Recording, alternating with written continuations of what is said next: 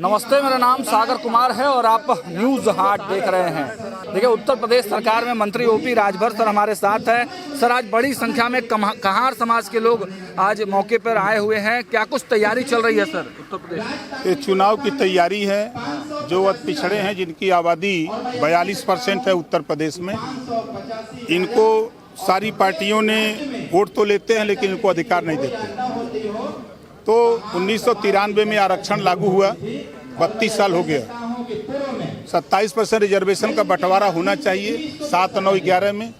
जब बंटवारा होगा तभी हम अति पिछड़े समाज के लोग हिस्सा पाएंगे, नहीं जो स्थापित लोग हैं वो नहीं लेने दे रहे हैं। अभी आरक्षण के समीक्षा की बात चल रही है, बहुत सारे लोग जो है जंतर मंतर पर। सुप्रीम कोर्ट ने कहा कि कोटे में कोटा। जो आरक्षण की डिमांड हो रही है, समीक्षा की डिमांड, देखिए आज के तारीख में जो DM, SP, DIG, IG, DGP, राज्यपाल, मुख्यमंत्री, राष्ट्रपति, राज्यपाल, उनको आरक्षण की क्या जरूरत है?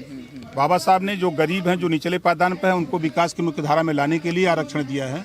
तो जो आरक्षण का लाभ पा चुके हैं उनको आरक्षण से अलग किया जाए। आप मानते हैं कि समीक्षा होनी चाहिए? बिल्कुल होनी चाहिए। चिराग पासवान का कहना कि मंजूर नहीं है समीक्षा, इस नाते कि उनकी कुर्सी चली जाएगी।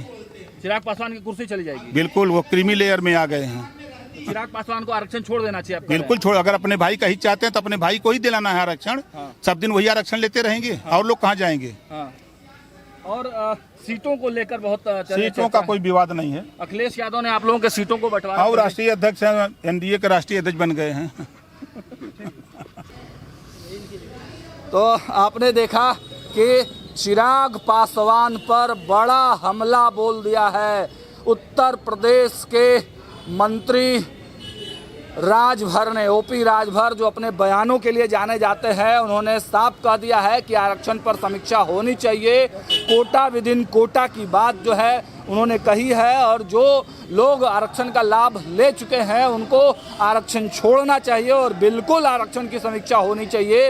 ये बात देखिए, ओपी राजभर ने ये बातें कही हैं और चिराग पासवान को उन्होंने कहा है कि उनको तो आरक्षण छोड़ ही देना चाहिए। फिलहाल इस वीडियो में इतना ही, लेकिन विस्तार से कभी बातचीत होगी। अभी उनकी व्यस्तता थी, मुख्य सचिव के साथ उन्होंने समय लिया था, इस वजह से वो गए हैं। उनके साथ मुख्य सचिव के साथ मीटिंग थी मंत्री जी की, तो विस्तार से जब उनसे मुलाकात होगी तो और विषयों पर चर्चा होगी। फिलहाल इस वीडियो में इतना ही। जुड़े रहिए हमारे साथ, देखते रहिए न्यूज़ हाट। बहुत बहुत धन्यवाद।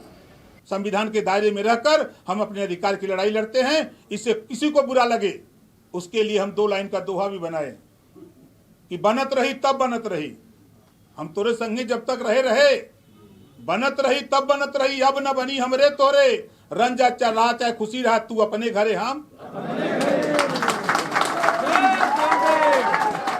तो हमारी बात से कितने लोग सहमत हैं? जो बात मैंने कहा बताई आपके सामने, थोड़ी सी बात बताई। तो अब आप लोग धैर्य से, इत्मीनान से, हमारी आपकी मुलाकात अब बराबर होती रहेगी। अम्बेडकर नगर हो, चाहे आजमगढ़ हो, चाहे जौनपुर हो, चाहे बनारस हो, चाहे गाजीपुर हो, कहीं न कहीं हम अक्सर, जैसे कल हम फिर गाजीपुर हैं, परसों फिर हम बलिया में हैं, हम बराबर घूमते रहते हैं, पूर्वांचल में ज़्यादा समय देते हैं। तो किसी को कहीं कोई दिक्कत हो, आप लोग बेहिचक, आप हमारे नेताओं के माध्यम से, अपने नेताओं के माध्यम से, उसमें संगठन के 7 लोगों को और जोड़ा जाएगा जो हमारे साथी हैं। फिर उसको जो है हम लोग नेटवर्किंग में ले लेंगे कि जब हमारा आपका नेटवर्किंग हो जाएगा, तब किसी चीज़ की दिक्कत नहीं होगी। फिर हम लोग मिलते रहेंगे। हमारा आपका काम, हमारा जो अधिकार है, हमारा आपका जो अधिकार है, उस अधिकार को लेने के लिए हम लोग अनवरत, जैसे किसान खेती करता है अनवरत तब अनाज पैदा होता है, उसी तरह हमको अपने अधिकार को पाने के लिए एक मुस्त होकर के, एकजुट होकर के हमको आपको संघर्ष करने की जरूरत है।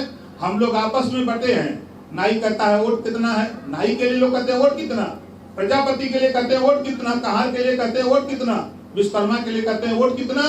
अगर ये छोटे छोटे जातियों में बटे हुए लोग, जैसे एक रस्सी तुलना में बता दूं, छोटी छोटी रस्सी को अगर हम एक में जान बांध दें तो मैं दावे के साथ कहता हूँ वो बड़ी रस्सी बनकर के तैयार हो जाएगी, सबको दिखाई देने लगेगी। इस काम को हमको आपको करने की जरूरत है साथी।